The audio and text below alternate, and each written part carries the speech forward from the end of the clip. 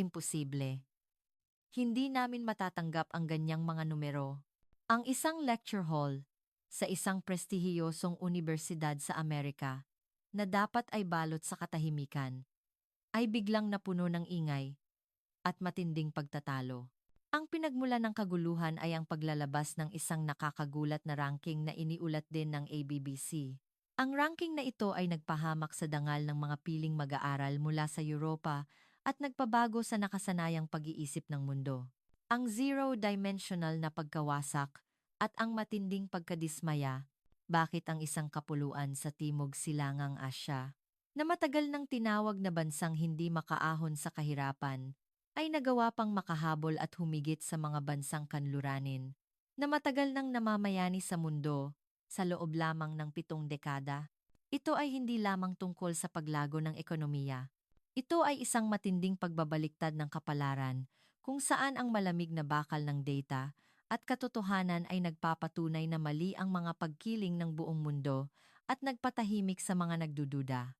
Kung ikaw ay isang Pilipino, sa sandaling malaman mo ang kahihinatnan ng lekturang ito, baka hindi mo mapigilan ang luhang dadaloy sa iyong mga mata. Ang himala ng Pilipinas na nagpangatog sa mundo. Isisiwalat natin ngayon ang bahagi ng kuwentong iyon. Ang ranggo ng Pilipinas bilang ika-6 na pandaigdigang kapangyarihan at ang dahilan kung bakit nagulat ang lahat. Ngayon, may isang hindi pangkaraniwang kaguluhan sa isang silid-aralan sa isang kilalang unibersidad sa Amerika. Nang inihayag na ang Pilipinas ay nakamit ang ika-6 na puwesto sa ranking ng global power, ang mga mag-aaral mula sa Alemanya, Pransya, at Italia ay tumayo mula sa kanilang mga upuan at nagsimulang makipagtalo sa propesor, sinasabing imposible ito. Bakit ang isang bansa na dating tinamaan ng matitinding sakuna at krisis ay nagawa pang lampasan ang mga makapangyarihang bansa sa loob lamang ng mahigit 70 taon? Bakit tinatawag ngayon ng mundo ang Pilipinas na ang pinakahimala na bansa sa kasaysayan ng sangkatauhan? Nagtagumpay ba ang Amerikanong propesor na durugin ang kanilang mga pagkiling sa pamamagitan lamang ng isang katotohanan? Alamin natin ang tunay na dahilan ngayon. Magandang hapon. Ako si Dr. Thomas Reed. Eksaktong alas 2:15 ng hapon ang itinuturo ng orasan sa silid-aralan. 42 mag-aaral ang nakaupo sa mga baitang na upuan ng lecture hall at ang sikat ng araw sa taglagas ay tumatama sa bintana. Huminga ako ng malalim habang nakatitig sa screen ng laptop sa aking mesa. Ang paksa ng lektura ngayon ay ang muling paghubog ng mga pandaigdigang kapangyarihan sa ika-21 siglo. Sa gitna ng matinding katahimikan, naramdaman ko ang kuryosidad at pag-asa sa mga mata ng aking mga mag-aaral. Ako ay isang professor ng International Politics, nasa kalagitnaan ng 50s. Nagtuturo ako sa unibersidad na ito sa loob ng 18 taon, at kilala ako ng mga mag-aaral bilang isang propesor na mahinahon ngunit patas. May reputasyon akong naniniwala lamang sa data, nang walang pagkiling. Balak kong panindigan ang prinsipyong iyon ngayon. Lumabas ang pamagat sa screen ng proyektor. Pagsusuri sa 2025 Global Power Ranking, inilabas ng Forbes. Ang matatalim na letra ay lumitaw sa isang puting background. Ang kredibilidad na dala ng pangalang Forbes ay napakalaki. Nagsimulang magbulungan ang mga mag-aaral. Pinindot ko ang remote control at lumipat sa susunod na slide. Ang mga pangalan ng bansa mula ika-1 hanggang ika-10 ay lumabas ng sunod-sunod. Ang Amerika, Sina, Russia, United Kingdom at Alemanya ay nasa inaasahang pagkakasunod-sunod. Gayunpaman, nang makita ang bansang nakalista sa ika-6 na pwesto, biglang nagbago ang atmosfera sa silid-aralan. Ika-6 Pilipinas. Maingat kong pinagmasdan ang reaksyon ng mga mag-aaral. Ilang Amerikanong mag-aaral na nakaupo sa harap ay tumango. Ang mag-aaral mula sa Canada ay nagtaas ng kilay. Ngunit ang mukha ng mga mag-aaral mula sa Europa na nakaupo sa kaliwang sulok ng likuran ay hindi pangkaraniwan. Si Maximilian Max Schultz. Siya ay isang 28 taong gulang na PhD student mula sa Alemanya. Mayroon siyang blonde na buhok at matalas na panga, at palagi siyang may matinding pagmamalaki sa teknolohiya ng industriya ng Alemanya. Nakita kong namula ang mukha ni Max. Gayon din si Isabel Belle Dubois, na nakaupo sa tabi niya. Si Belle, 26 taong gulang mula sa Pransya, ay isang mag-aaral na hindi nagdududa sa kahusayan ng Pransya pagdating sa kultura at sining. Mahinang nanginginig ang labi ni Belle. Kalmado akong nagsalita. Mga Ginoo at Binibini, ano ang inyong opinyon tungkol sa ranking na ito? Lalo na ang ika-6 na puwesto ng Pilipinas. Ang aking boses ay pantay na umalingaw-ngaw sa buong silid-aralan. 3 segundo ng katahimikan ang lumipas, at pagkatapos ay itinaas ni Max ang kanyang kamay. Tumango ako at binigyan siya ng pahintulot na magsalita. Hindi tumayo si Max mula sa kanyang upuan at sinabi, "Professor, anong pamantayan ang ginamit upang kalkulahin ang ranking na ito?" May bahid ng pagdududa ang kanyang boses. Nagbukas ako ng isa pang slide. Pinagsama-samang index ng lakas militar, ekonomiya, impluwensyang diplomatiko, teknolohiya, at impluwensyang kultural. Sumimangot si Max. Kung gayon, nasaan ang Alemanya? Matalim ang tanong niya.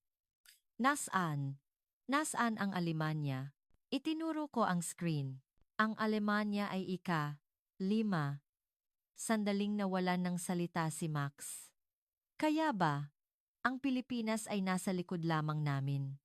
May kakaibang tensyon sa kanyang boses. Ang Pransya? Ang kanyang boses ay nanginginig. Sumagot ako. Ang Pransya ay ika-7. Mabilis na tumayo si Belle mula sa kanyang upuan. Imposible. Ang sigaw niya ay pumuno sa silid-aralan. Mabilis na nagbago ang atmosfera. Itinaas din ng mag-aaral mula sa Italia, si Antonio Tony Rossi, ang kanyang kamay.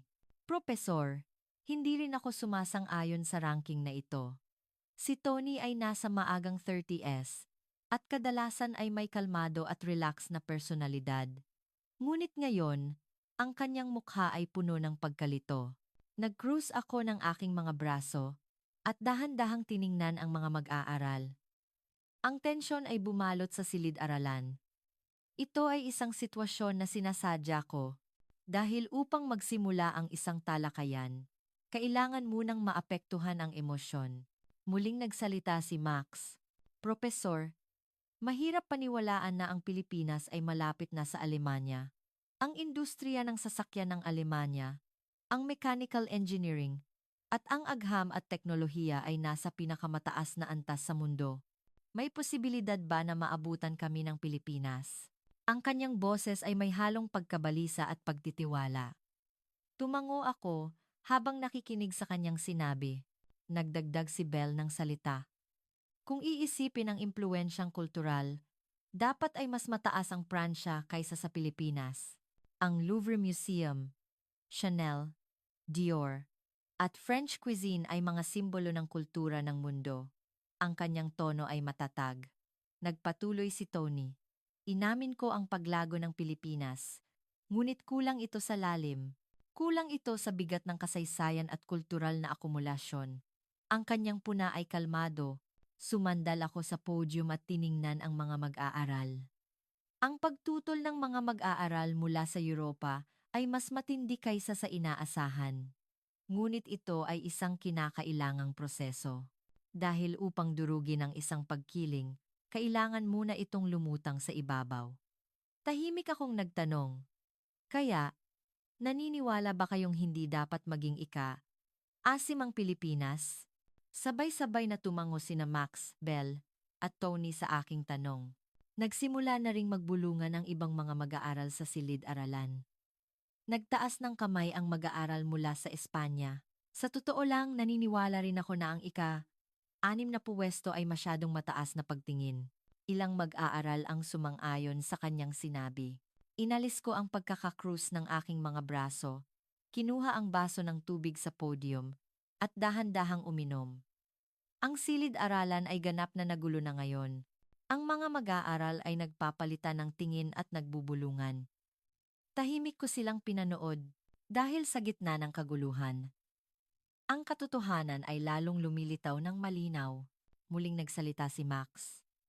Professor, baka mali ang datos. Imposibleng maabutan ng Pilipinas ang Alemanya. Nagpatuloy si Bell. Kahit tingnan lamang ang posisyon ng Pransya bilang permanenteng miyembro ng UN Security Council, ibang antas na iyon kaysa sa Pilipinas. Nagbukas ako ng isa pang slide. Sa screen, ang detalyadong mga index ng bawat bansa ay nakaayos bilang isang table. Ang index ng lakas militar, ranking ng GDP, index ng inobasyon sa teknolohiya, at ang puntos ng soft power ay malinaw na nakahanay. Nagkatinginan ang mga mag-aaral sa screen. Dahan-dahan akong nagsalita. Iginagalang ko ang inyong opinyon. Ngunit mayroon akong dahilan kung bakit ko ipinakita ang ranking na ito. Ang data ay hindi nagsisinungaling. Ang aking boses ay mababa ngunit malakas. Sumagot si Bell. Kung gayon, naniniwala ba kayo na talagang naabutan na ng Pilipinas ang Alemanya at nalampasan na ang Pransya? Ang kanyang tanong ay mapaghamon. Tiningnan ko ng diretsyo ang kanyang mga mata. Hindi ko sasabihin ang aking opinyon, kundi ang mga katotohanan. Sa aking sagot, muling tumahimik ang silid-aralan. Inilapag ko ang remote control at humakbang palapit sa podium. Talaga bang hindi kayo naniniwala sa katotohanan na ika-anim ang Pilipinas? Umalingaw-ngaw ang aking tanong sa silid-aralan. Nag-cruise ng braso si Max. Umiling si Tony. Kinagat ni Bell ang kanyang labi. Sandali akong tumahimik. At pagkatapos ay dahan-dahang sinabi, sige, kung gayon, ipapaliwanag ko sa inyo ang dahilan. Isa-isa, ibibigay ko ang batayan. Sa aking mga salita, umayos ng upo ang mga mag-aaral. Si Maria Elena Aya Cruz. Ang aking research assistant na Pilipina-Amerikana ay nakatingin sa akin sa tabi ng pinto. Si Aya ay tahimik ngunit masinsinan sa kanyang trabaho. May hawak siyang tumpok ng mga dokumento na inihanda niya. Tumango ako kay Aya. Ang atmosfera sa silid-aralan ay nasa bingit na ng pagtatalo. Sa loob-loob ko, ako ay nasisiyahan. Dahil kapag mas emosyonal ang pagtutol ng mga mag-aaral, mas matindi ang magiging epekto ng katotohanan kapag inihayag ito. Panghuling salita ni Max. Bumalik ako sa aking mesa at inilapag ang baso ng tubig. Ang kalangitan sa taglagas na makikita sa labas ng bintana ay malawak at asul. Ngunit sa silid-aralan na ito, malapit nang magsimula ang isang bagyo. Nakatitig sa akin si Bell habang nakakrus ang kanyang mga braso. Nagbukas si Tony ng kanyang laptop. Handa nang mag-search ng anuman. Mga Ginoo at binibini. Sa susunod na pagkikita natin, sunod-sunod kong ipapaliwanag kung paano nakarating ang Pilipinas sa ika. Ang aking boses ay kalmado. Nagpalitan ng tingin ang mga mag-aaral. May halong pagdududa, paghamon, at bahagyang kuryosidad. Tinanggap ko ang lahat ng reaksyon na iyon. Dito muna tayo magtatapos para sa lektura ngayon. Magkita-kita tayo sa susunod na pagkikita. Dahan-dahang tumayo ang mga mag-aaral mula sa kanilang mga upuan. May binubulong si Max kina Tony at Bell. Ang tatlong mukha ay nagpapakita pa rin ng pagkadismaya. Pinanood ko sila habang may maliit na ngiti sa aking labi. Ang simula ng pagtatalo ay nag-aalab na ngayon. Ang susunod na pagkikita ay isang sandali na inaasahan ko. 3 araw ang lumipas. Nang buksan ko ang pinto ng silid-aralan at pumasok, may kakaibang atmosfera akong naramdaman. Mas maaga kaysa sa dati dumating ang mga mag-aaral. 38 sa 42 na mag-aaral ay nakaupo na sa kanilang mga upuan. 2:15 ng hapon ang itinuturo ng orasan. 25 minuto bago magsimula ang lektura. Ito ay hindi pangkaraniwan. Inilagay ko ang aking bag sa podium habang tinitingnan ang mga mag-aaral. Nakatitig si Max sa screen ng kanyang laptop. Nakalatag ang tumpok ng printouts ni Bell sa kanyang mesa. Hawak ni Tony ang kanyang tablet, may isinusulat. Ang tatlong mukha ay seryoso. Lumapit sa akin si Aya. Professor, narinig ko na kanina pa sila sa library naghahanap ng mga dokumento. Ang kanyang boses ay mababa. Tumango ako. Inaasahan ko na ito. Naghanda ang mga mag-aaral sa loob ng 3 araw na ito. Siguro, nagpuyat sila sa paghahanap ng batayan upang kontrahin ang ika-6 na pwesto ng Pilipinas. Ipinagmamalaki ko ang kanilang sigasig, ngunit nakaramdam din ako ng kaunting awa. Dahil nagsikap sila ng husto para sa isang paniniwala na malapit ng madurog. Eksaktong 2:15 ng hapon. Kinuha ko ang attendance at binuksan ang aking laptop. Ang huling slide mula sa nakaraang pagkikita ay lumabas sa screen ng projector. Malinaw ang mga letrang Forbes Global Power Ranking. Ika. 6. Pilipinas. Ngayon, ipagpapatuloy natin ang nakaraang pagkikita. Bago ko ipaliwanag kung paano naging ika-6 ang Pilipinas, kung mayroon kayong mga tanong o opinyon, malugod kayong tatanggapin. Mabilis na tumaas ang kamay ni Max na parang kidlat. Binigyan ko siya ng pahintulot na magsalita. Tumayo si Max mula sa kanyang upuan. May hawak siyang ilang piraso ng report paper. Professor, ikinumpara ko ang mga industrial index ng Alemanya at Pilipinas sa loob ng 3 araw na ito. Ang boses ni Max ay puno ng kumpiyansa. Itinaas niya ang papel. Ang Manufacturing Competitiveness Index ng Alemanya ay ika-1 sa mundo. Ang halaga ng pag-export ng sasakyan ay higit sa doble kaysa sa Pilipinas. Mayroon kaming 1,300 na SMEs na may bahagi sa pandaigdigang merkado, ang tinatawag na hidden champions. Ang Pilipinas ay nasa 300 lamang. Kung pagsasamahin ang brand value ng BMW, Audi, at Porsche, malalampasan nito ang buong industriya ng sasakyan ng Pilipinas. Huminga siya ng malalim at nagbigay ng huling atake. Sa totoo lang, ang posibilidad na maabutan ng Pilipinas ang Alemanya ay malapit sa zero. Professor, naniniwala pa rin ba kayo na makatarungan ang ika-6 na pwesto kahit makita ang data na ito? Nagsimulang maghintay ang silid-aralan. Ang atake ni Max ay mas matalas kaysa sa inaasahan. Nag-cruise ako ng aking braso at tumahimik sa loob ng 3 segundo. Tumutok sa akin ang paningin ng mga mag-aaral. Nakatayo si Max, naghihintay sa aking reaksyon. Ang kanyang mga mata ay nagpapakita ng kumpiyansa sa tagumpay.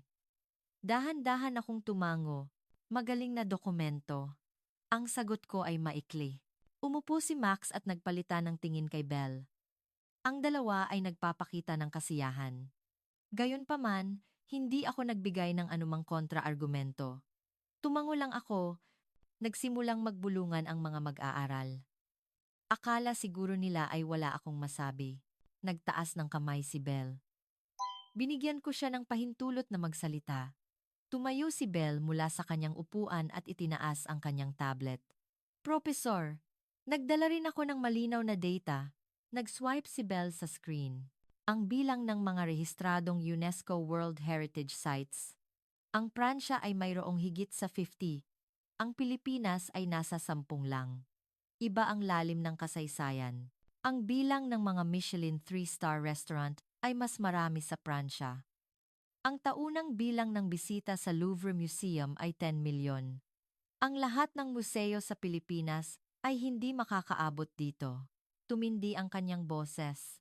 Chanel, Dior, Louis Vuitton, Hermes. Aabutin ng hindi bababa sa 100 taon bago maabutan ng Pilipinas ang kasaysayan at halaga ng mga tatak na ito. Paano ninyo ipapaliwanag ang autoridad ng Cannes Film Festival o Fashion Week? Dahil ba sa sikat ang Filipino artistry sa ibang bansa, masasabi na bang nalampasan na nito ang kultura ng Pransya? Ang huling salita ni Belle ay halos sigaw na. Professor, ang kultura ay akumulasyon. Kulang pa ang Pilipinas sa akumulasyon na iyon. Umupo siya. Humihingal. Bumigat ang hangin sa silid-aralan. Nakatayo pa rin ako habang nakakrus ang aking mga braso. Ang aking ekspresyon ay mahinahon. Pinagmasdan ko kung paano tatanggapin ng mga mag-aaral ang aking katahimikan. Tumayo si Tony nang hindi nagtataas ng kamay. Professor, hindi ako naghanda ng maraming data tulad ni na Max at Belle. Ang kanyang boses ay kalmado. Ngunit hayaan ninyo akong sabihin ang isa. Sandali siyang tumigil. Tumahimik ang silid-aralan. Ang Pilipinas ay mabilis. Nakakagulat ang bilis. Ang nagawa sa loob ng 70 taon ay kahanga-hanga. Pero iyon lang. May bilis, ngunit kulang sa lalim. Naging matalas ang mga mata ni Tony. Ang Renaissance ng Italia ay nagbago sa buong Europa sa loob ng daan-daang taon. Ang sining nina Michelangelo, Da Vinci, at Raphael ay nagpapakilos pa rin sa mundo. Ang arkitektura at ang diwa ng craftsmanship na nagpapatuloy mula pa noong sinaunang panahon ay hindi makukuha sa pamamagitan lamang ng pagiging mabilis. Mabilis lumago ang Pilipinas, ngunit wala itong bigat ng kasaysayan. Mababaw ang kultural na ugat nito. Kaya, ang ika-6 na puwesto ay masyadong mataas na pagtingin. Umupo si Tony, may katahimikan. 5 segundo, 10, 15. Wala akong sinabi. Dahan-dahan kong tiningnan ang mga mag-aaral habang nakasandal sa podium. Si Max ay may ekspresyon ng isang nagtagumpay. Si Belle ay may ngiti sa kanyang labi. Si Tony ay nakatitig sa akin habang nakakrus ang kanyang mga braso. Nagsimulang magbulungan ang mga mag-aaral. Akala siguro nila ay hindi ako makakatutol. May isang mag-aaral na nagtiklop ng kanyang notebook. At may isa namang huminga ng maluwag dahil sa ginhawa. Inalis ko ang aking sarili mula sa podium. Dahan-dahan akong lumakad sa harap ng silid-aralan. Lumapit ako sa bintana at tumingin sa labas. Ang kalangitan sa Taglagas ay asul at malawak. Ang inyong pananaliksik ay kahanga-hanga. Ang aking boses ay tahimik na dumaloy. Sina Max, Belle, at Tony ay nagbigay ng eksaktong data. Bumalik ako mula sa bintana at humarap sa mga mag-aaral. Gayunpaman, may isang bagay na nakaligtaan. Sumimangot si Max. Ano iyon? Ang kanyang tanong ay maikli. Dahan-dahan akong lumapit sa podium. Umalingaw-ngaw ang tunog ng aking sapatos sa silid-aralan. Ang pinagmulang punto. Nagsimulang magbulungan ang mga mag-aaral sa aking sagot. Sumagot si Belle. Bakit mahalaga ang pinagmulang punto? Hindi ba dapat ikumpara natin ang kasalukuyang estado? Ang kanyang boses ay matalas. Umiling ako. Nang itinatatag ng Alemanya ang base ng industriya nito noong 1800s, anong sitwasyon ang Pilipinas? Nang itinatayo ng Pransya ang palasyo ng Versailles noong panahon ni Haring Louis XIV, anong sitwasyon ang Pilipinas? Nang nangunguna ang Italia sa Europa sa pamamagitan ng Renaissance, anong sitwasyon ang Pilipinas? Tumahimik ang silid-aralan sa aking mga tanong. Kung magkaiba ang starting line, mag-iiba rin ang kahulugan kahit tumakbo ka sa parehong distansya. Ang aking mga salita ay kumalat sa mga mag-aaral. Nagsalita si Tony. Kaya ba, sinasabi ninyo, Profesor, na nagsimula ang Pilipinas sa mas mahirap na kalagayan? May bahid ng pagdududa sa kanyang boses. Sa halip na sagutin, kinuha ko ang remote control. Ipapakita ko sa inyo sa susunod na pagkikita kung anong kalagayan ang pinagmulan ng Pilipinas. Habang isinasara ni Max ang kanyang laptop, bumulong siya. Kahit gaano pa kahirap ang kalagayan, hindi nito maipapaliwanag ang agwat na ipinakita namin ngayon. Ngumiti ako. Kung gayon, mas magiging kapana-panabik ang susunod na pagkikita. Tumingala si Max sa aking sagot. Nagtagpo ang aming paningin. Dito muna tayo magtatapos para sa lektura ngayon. Sa susunod na pagkikita, magsalita tayo sa pamamagitan ng mga numero. Dahan-dahang tumayo ang mga mag-aaral mula sa kanilang mga upuan. Habang papalabas ang mga mag-aaral, magkasama sina Max, Belle, at Tony. Lumapit sa akin ang aking research assistant na si Aya. Profesor, mukhang talagang tiwala ang mga mag-aaral. Ang kanyang boses ay nag-aalala. Tumingin ako sa labas ng bintana at sumagot.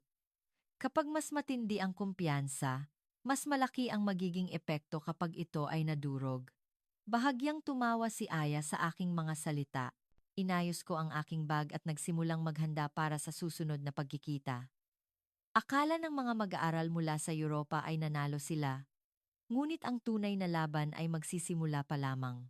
Ipakikita ko sa kanila ang pinagmulang punto ng Pilipinas sa susunod na pagkikita. At sa sandaling iyon lahat ay magbabago. 2 araw ang lumipas. Nang buksan ko ang pinto ng silid-aralan, lahat ng A42 mag-aaral ay nakaupo na sa kanilang mga upuan. 2:15 ng hapon, 5 minuto bago magsimula ang lektura. Ang mga ekspresyon ng mga mag-aaral ay kawili-wili. Nakabukas ang laptop ni Max. Si Belle ay umiikot ng pan habang nakatitig sa akin. Si Tony ay naka-cruise ang kanyang mga braso. At may relax na ngiti. Ang kanilang mga mukha ay nagpapakita ng paniniwala na nanalo sila sa nakaraang klase. Inilagay ko ang aking bag sa podium at binuksan ang aking laptop. Nakahanda na si Aya sa proyektor. Eksaktong 2:15, kinuha ko ang remote control. Ngayon, gaya ng ipinangako, ipapakita ko sa inyo ang pinagmulang punto ng Pilipinas. Ang kasalukuyang kalagayan ng Alemanya, Pransya, at Italia na ipinakita ninyo ay tama. Ngunit hindi ninyo sinabi kung saan sila nagsimula. Hindi ba? Nagtaka si Max. Itinigil ni Belle ang pag-ikot ng pan at nakatitig sa akin.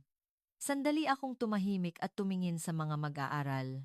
33 bagay lang ang ipapakita ko. Dahan-dahan kong itinaas ang 3 daliri. Una, yaman, resources. Pangalawa, pagkasira destruction, upheaval. Pangatlo, tulong, aid. Tatlong ito ay sapat na. Sa aking mga salita, binuksan ng mga mag-aaral ang kanilang mga notebook. Kinuha ko ang pointer at itinuro ang kapuluan. Una, ang yaman.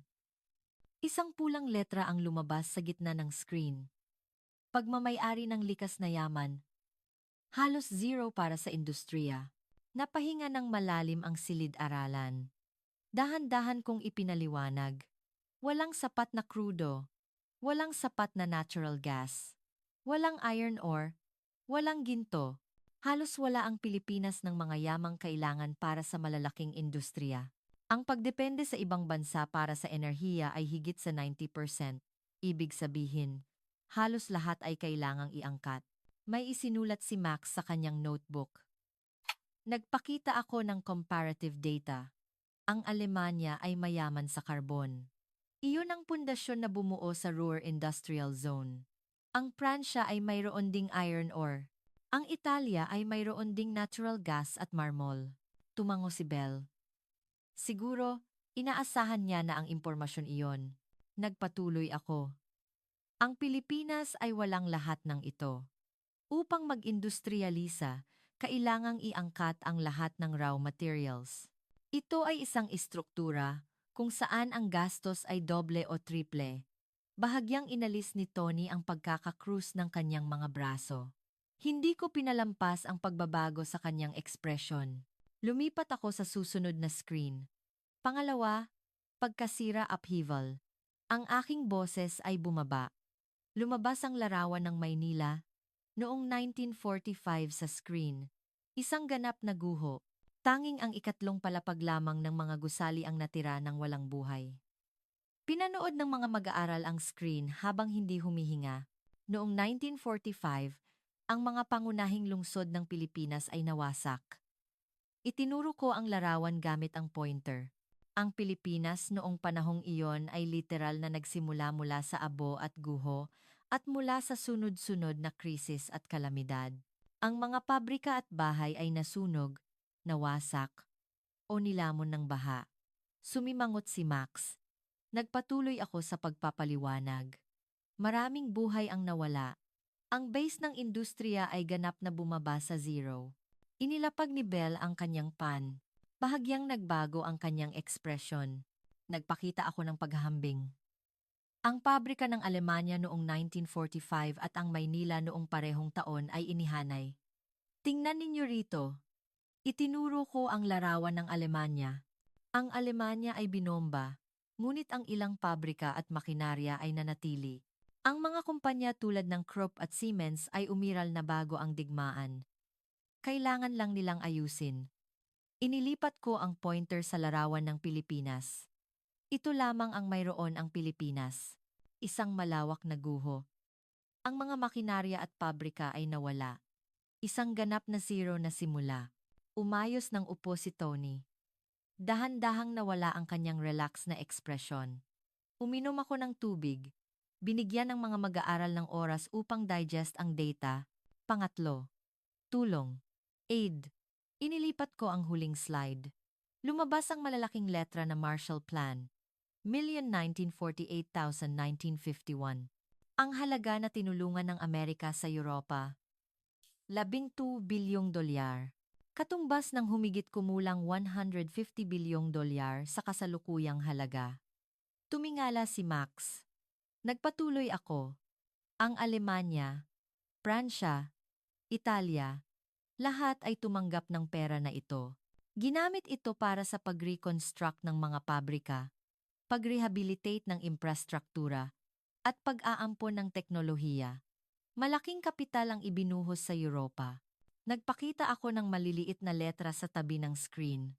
Ang tulong sa Pilipinas noong panahong iyon, tulad ng pondo mula sa US-Philippine War Damage Act, ay mayroon, ngunit ang malaking bahagi ay pagkain o minimum na supply. Ang kapital para sa pag-rebuild ng industriya ay kailangan nilang gawin sa sarili nilang pagsisikap. Inihawak ni Bell ang kanyang baba gamit ang kanyang kamay. Ang kanyang mga mata ay nanginginig. Nagpakita ako ng comparative graph. Ang napakalaking halaga ng tulong sa Europa at ang pagkakaiba sa sariling pagsisikap ng Pilipinas ay napakalaki. Humakbang ako palayo sa podium. Ang pagkakaiba sa kalagayan ay malinaw. Ang Europa ay nagsimulang mag-rebuild sa mas masaganang kalagayan kaysa sa Pilipinas. Ganap na inalis ni Tony ang pagkakakrus ng kanyang mga braso. Tiningnan ko siya at sinabi, gayon din ang Italia. Ang Fiat ay itinatag noong 1899. Mayroon na silang teknolohiya at tradisyon. Kailangan lang nilang mag-rebuild sa tulong na natanggap. Tumahimik ang silid-aralan. Dahan-dahan kong tiningnan ang mga mag-aaral. Si Max ay nakatitig ng walang buhay sa screen ng kanyang laptop, at si Belle ay naglalagay ng pan sa kanyang labi at inilalapag ito. Si Tony ay nakatitig sa labas ng bintana. I-summarize natin. Inihawak ko ang aking kamay sa podium. Ito ang pinagmulang kalagayan ng Pilipinas. Walang sapat na yaman. Ganap na pagkasira dahil sa kalamidad at digmaan. Limitadong tulong. Ang lahat ay isang minus na simula. Ang aking boses ay umalingaw-ngaw sa silid-aralan. Apro Yula ani Andalas. Sa kabilang banda, paano ang Alemanya? Mayroon silang base ng industriya na itinayo mula pa noong ika-19 na siglo. Ang mga kumpanya, inhinyero, at tatak ay umiiral. Tumanggap sila ng malaking pondo mula sa Marshall Plan. Huminga ng malalim si Max. Maingat kong pinagmasdan ang kanyang reaksyon. Gayon din ang Pransya at Italia. Ang Renault, Peugeot, Fiat. May katahimikan. 5 segundo. 10. 15. Walang mag-aaral ang makapagsalita. Naramdaman ko ang bigat ng katahimikan na iyon. Ito ang tunog ng pagguho ng pagkiling. Dahan-dahan akong nagtanong. Ngayon, baguhin natin ang tanong. Kung ang isang bansa na nagsimula sa ganyang kalagayan ay naging ika-6 sa mundo sa loob ng 70 taon, ito ba ay masyadong mataas na pagtingin? Walang sumagot. Ang silid-aralan ay tahimik na halos hindi marinig ang hininga. Nagpatuloy ako. Ang Pilipinas ay hindi ipinanganak na may gintong kutsara sa bibig. Wala talagang kutsara. Tumingala si Max. Ang kanyang mga mata ay nanginginig. Tiningnan ko siya ng diretso at sinabi, ang Alemanya ay kahanga-hanga. Iyan ay totoo. Ngunit nagsimula ang Alemanya sa advantageous na kalagayan. Nagsimula ang Pilipinas sa pinakamasamang kalagayan. Akon NSNMESN. Nagtaas ng kamay si Belle. Tumango ako. Ang kanyang boses ay nanginginig. Kung gayon, paano naging posible iyon? Sa ganitong kalagayan, paano sila nakarating sa ika-6 na puwesto? Ngumiti ako. Magandang tanong. Iyan mismo ang ipapakita ko sa inyo simula sa susunod na pagkikita. Kung paano binaliktad ng Pilipinas ang imposible. May isinusulat si Tony sa kanyang tablet. Nakatitig si Max sa screen ng laptop. at kinakagat ni Belle ang kanyang labi. Ibang-iba ang atmosfera kumpara sa 2 araw na nakalipas. Ngayon, ipinakita ko sa inyo ang pinagmulang punto. Sa susunod na pagkikita, ipapaliwanag ko ng konkreto kung paano ginawa ng Pilipinas ang minus na ito na plus. Sa pamamagitan ng mga numero at katotohanan. Magtatapos na ang lektura. Isinara ko ang aking laptop. Dahan-dahang tumayo ang mga mag-aaral mula sa kanilang mga upuan. Naglalakad si Max ng mag-isa, may binubulong si Belle sa kanyang kaibigan, at nakatayo si Tony sa koridor, nagse-search sa kanyang smartphone. Lumapit sa akin ang aking research assistant na si Aya. Professor, ganap na nagbago ang ekspresyon ng mga mag-aaral. Sabi niya habang bahagyang tumatawa. Tumingin ako sa labas ng bintana at sumagot. Dahil alam na nila ang pinagmulang punto, oras na para ipakita ang proseso. Ang tunay na epekto ay sa susunod na pagkikita. Nakita kong nakaupo si Max sa bench ng campus, nakabukas ang kanyang laptop. Malamang, nagsisearch siya ngayon ng kasaysayan ng Pilipinas. Ang sandali ng pagguho ng pagkiling ay masakit. Ngunit pagkatapos nito, magbubukas ang isang bagong pananaw. At ang prosesong iyon ay nagsisimula na ngayon. 1 linggo ang lumipas. Ang atmosfera sa silid-aralan ay ganap na nagbago. Ang mga mag-aaral ay dumating ng 10 minuto. Nang mas maaga at tahimik na nakaupo, si Max ay wala na ang dati niyang kumpiyansang ekspresyon. Nakabukas ang kanyang laptop at may binabasa siyang seryoso. Inilagay ko ang aking bag sa podium at tiningnan ang mga mag-aaral. Ang paningin ng lahat ng 42 mag-aaral ay nagbago, may halong kuryosidad at tensyon. Noong nakaraan, nakita natin ang pinagmulang punto ng Pilipinas. Walang yaman, pagkasira, limitadong tulong isang bansang nagsimula sa minus. Ngayon, ipapakita ko sa inyo kung paano naging isa sa top class na teknolohiyang bansa sa mundo ang bansang ito. Tumingala si Max. Nag-react siya sa salitang teknolohiya. Kinuha ko ang remote control. Lumabas sa screen ang mga letrang ang teknolohiya ng Pilipinas na sumusuporta sa mundo. Lumipat ako sa susunod na slide. Ang himala ng global outsourcing at human capital export. Halimbawa, ang industriya ng BPO, IT-BPM, na nag-uugnay sa Asia, Amerika, at Europa. Ang Pilipinas ay nangunguna sa mundo sa call center at business process outsourcing, BPO services. Sa customer service at service speed, nangunguna tayo sa mundo. May isinulat si Tony sa kanyang tablet. Nagpatuloy ako. Ang kawili-wili, maraming kumpanya noong una ay isinasaalang-alang ang India o ibang bansa. Ngunit sa huli, pinili nila ang Pilipinas. Namula ang mukha ni Max. Bakit? Tumahimik ang silid-aralan sa aking tanong. Nagbago ang screen. Serbisyo ng ibang bansa, maayos, ngunit kakaiba ang accent. Pilipinas, matatas na Ingles, may malasakit. Care. Bilis ng operasyon, ibang bansa, 16,005. Pilipinas, 24,007. Bilis speed at adaptability. Diskarte. Ang aking boses ay matatag. Ang mundo ay hindi naghihintay. Nag-aalok ang Pilipinas ng pinakamataas na kalidad sa napakabilis na bilis. Habang pinag-aaralan ng mga kumpanya ang kontrata, naipadala na ng Pilipinas ang kanilang workforce at operations. Lalong lumaki ang mata ni Belle. Nagpakita ako ng konkretong data. Sa isang malaking proyekto, nagbigay ang Pilipinas ng customer service sa loob lamang ng ilang linggo mula sa kontrata.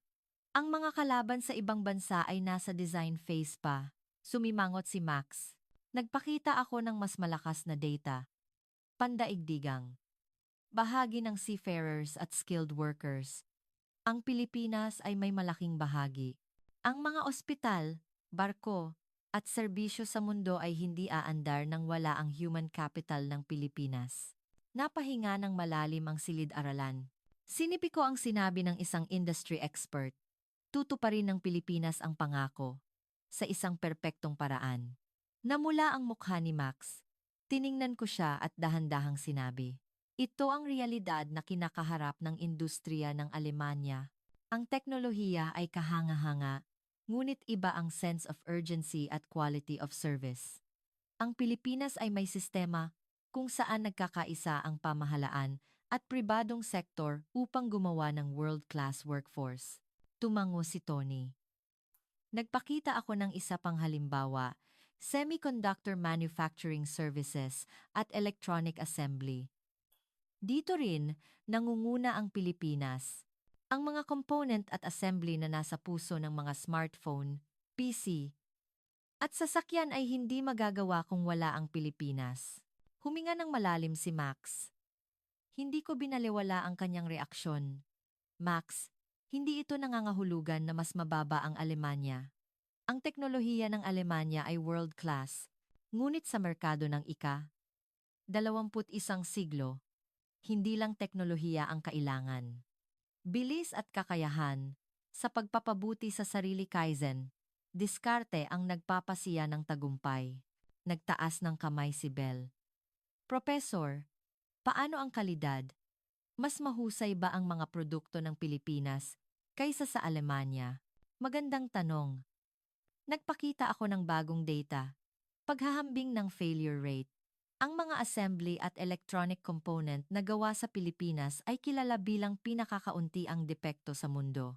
Ang performance ay pareho o mas mataas sa durability. May isinusulat si Tony sa kanyang tablet. Nagpatuloy ako. Ang pagkakaiba ay nasa kapangyarihan ng tao. Sa mga BPO at pabrika sa Pilipinas, bawat manggagawa ay responsable sa quality control. Ang sistemang ito ang lumilikha ng napakalaking tiwala. Tumingin sa screen ng kanyang laptop si Max. Direktang sinabi ko sa kanya, ang Pilipinas ay walang yaman, kaya kailangan nilang mabuhay sa pamamagitan ng human capital. Kaya, isinakripisyo nila ang lahat upang iwasan ang anumang depekto at pataasin ang kalidad. Tumahimik ang silid-aralan. Tiyak kong sinabi. Ang Pilipinas ay nabuhay sa matinding tensyon sa loob ng 70 taon. Ang obsesyon na gumawa ng mas mahusay at mas mabilis ang lumikha ng resulta na ito. Naging seryoso ang ekspresyon ni Tony. Inilipat ko ang huling slide. Impluwensya ng Pilipinas sa pandaigdigang industriya ng teknolohiya noong 2024. Service, human resources, assembly, electronics. Sa likod ng mga tagpo, ang mundo ay umaasa sa Pilipinas. Ang Pilipinas ay lumampas sa Alemanya sa ilang larangan dahil sa speed at human power na ito. Yumuko si Max. Tiningnan ko siya at sinabi, ito ang isa sa mga dahilan kung bakit ika-6 ang Pilipinas. Nilikha nila ang pinakamahusay na sistema sa pinakamasamang kalagayan. Dito muna tayo magtatapos para sa lektura ngayon. Dahan-dahang tumayo ang mga mag-aaral mula sa kanilang mga upuan. Nag-iisa si Max sa koridor, nakaupo si Tony sa bench, at nagse-search tungkol sa BPO industry ng Pilipinas. Lumapit sa akin ang aking research assistant na si Aya. Professor, mukhang shook si Max. Tumingin ako sa labas ng bintana at sumagot. Mahirap kapag nayayanig ang pagmamalaki sa sariling bansa. Ngunit iyan ang simula ng paglago.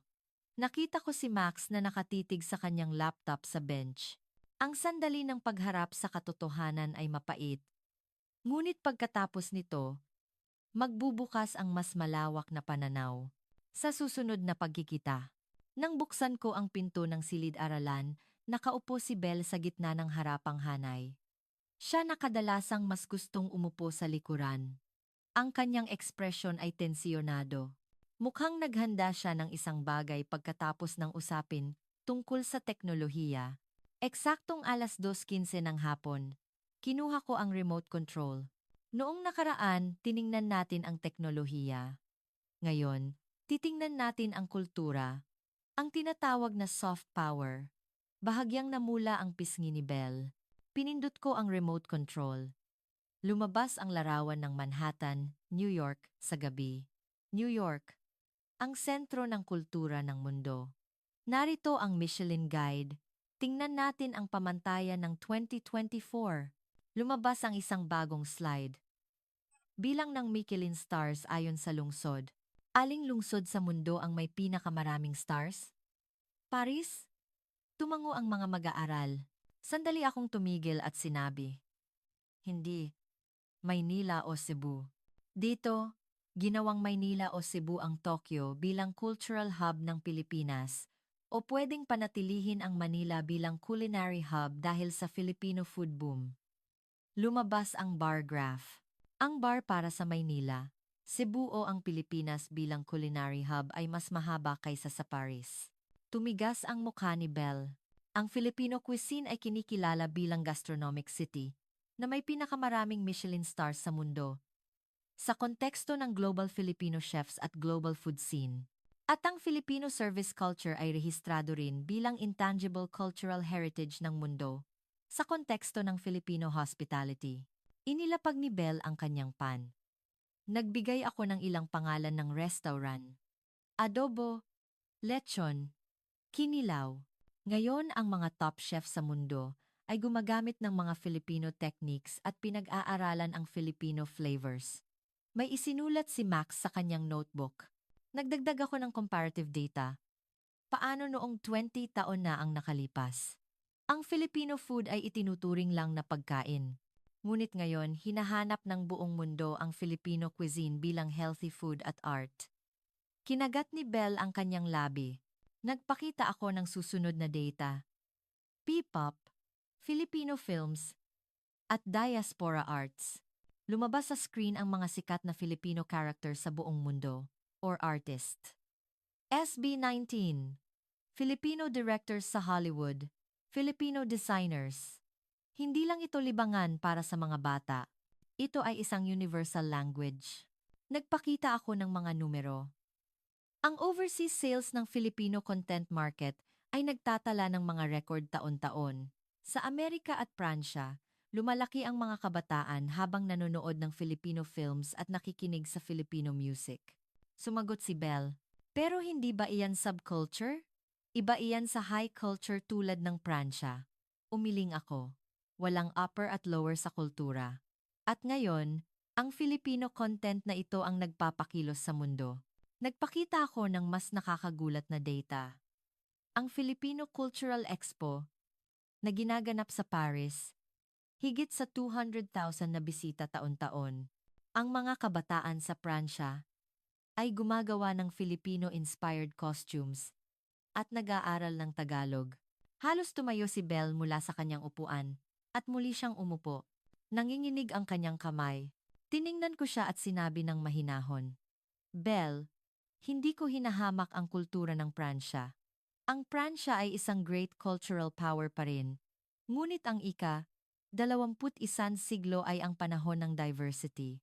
Ang kwento, musika, at pagkain ng Pilipinas ang kumukuha ng puso ng mga tao sa buong mundo. Nagtaas ng kamay si Tony.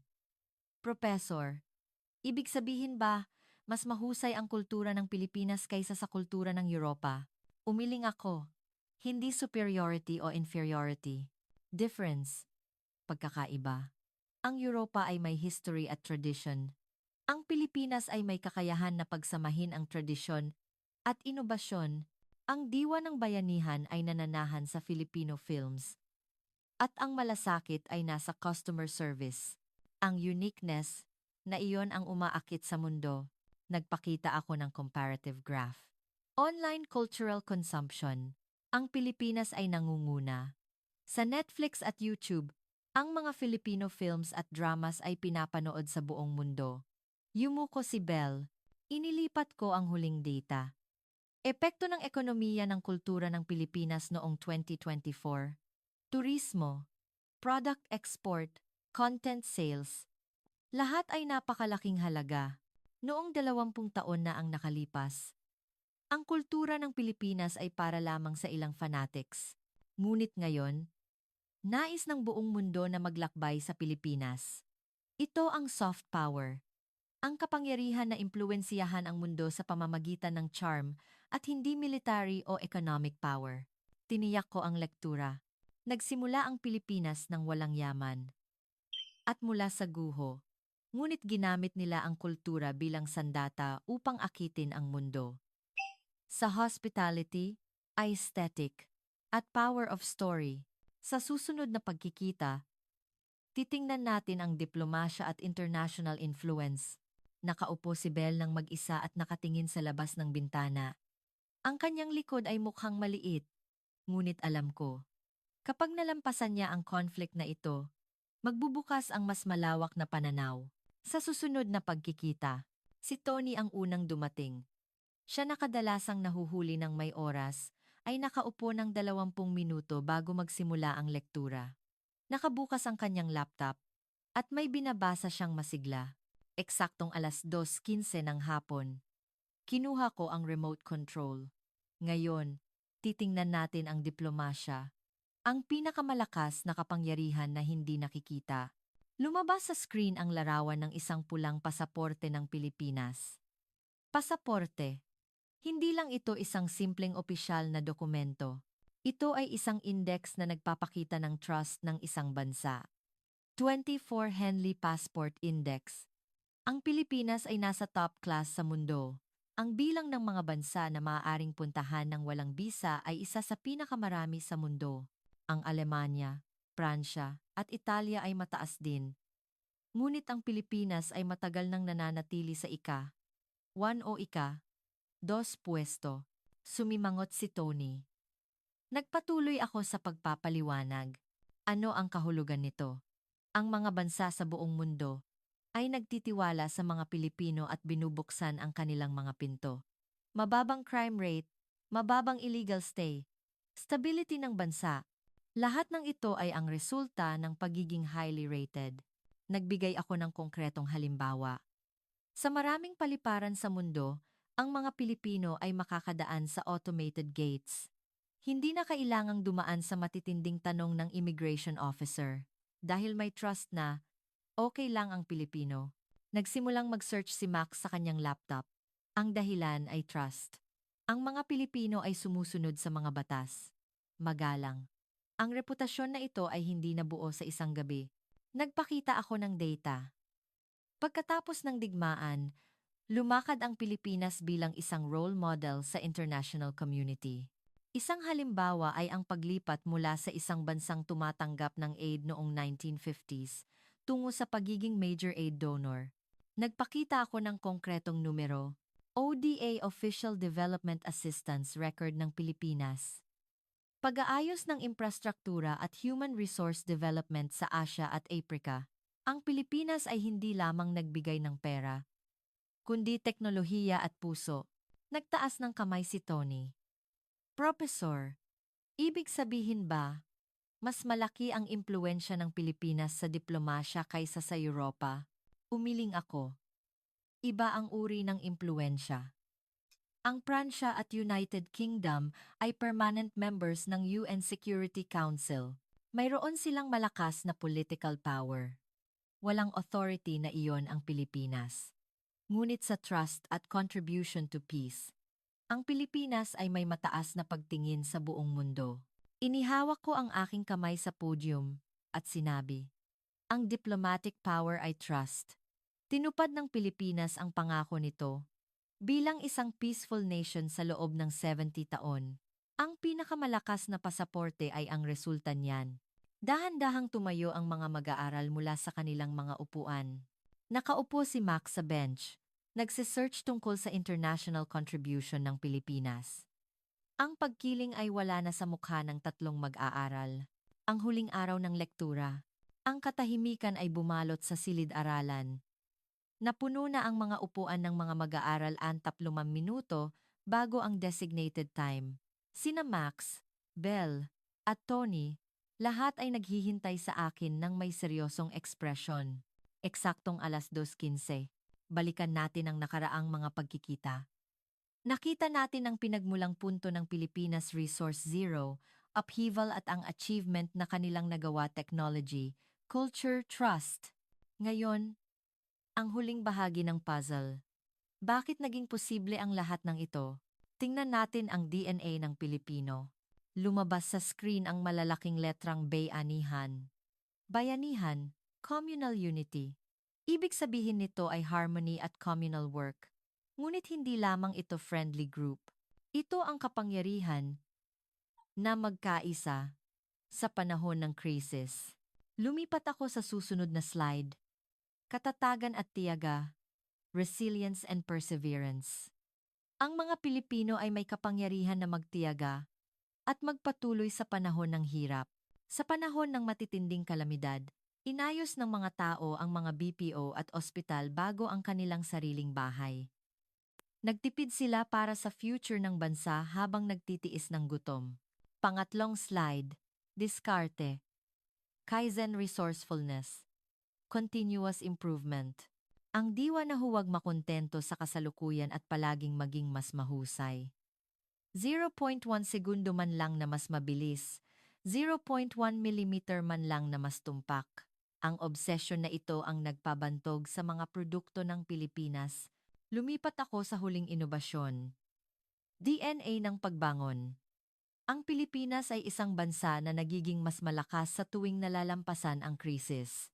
Ang pagkawasak noong 1945, ang Asian Financial Crisis, ang Yolanda Super Typhoon. Sa gitna ng desperate situation, hindi nagrebelde o nagnakaw ang mga Pilipino, kundi nagtulungan at pumila ng maayos. Lumabas sa screen ang larawan ng mga tao na pumipila para sa relief goods sa isang calamity area. Nagulat ang mundo nang makita ang larawan na ito. Order at dignidad na hindi nawawala kahit sa extreme situation. Ito ang strength ng Pilipinas. Lalong lumaki ang mata ni Belle, isang bansa na maaaring magkaisa ang mga mamamayan sa panahon ng national crisis. Iyan ang Pilipinas. Inilipat ko ang huling slide. Paggawa sa imposible na posible. Mula sa Resource Zero tungo sa World Number 6. Mula sa guho tungo sa cultural power. Mula sa bansang tumatanggap ng aid tungo sa bansang nagbibigay. Nagtaas ng kamay si Tony. Professor, nagkamali ako. Hindi ko alam ang lalim ng Pilipinas. Hindi ko naunawaan kung gaano ka-intense ang 70 taon na iyon. Namumula ang mga mata ni Belle at sinabi, gusto ko ring mag-sorry. Tiningnan ko lang ang kultura ng Pransya at underestimate ko ang Pilipinas. Tumayo si Max mula sa kanyang upuan. Patawad, hindi ko nakita ang katotohanan dahil sa German pride.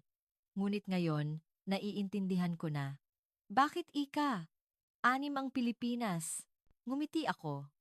Mga Ginoo at binibini.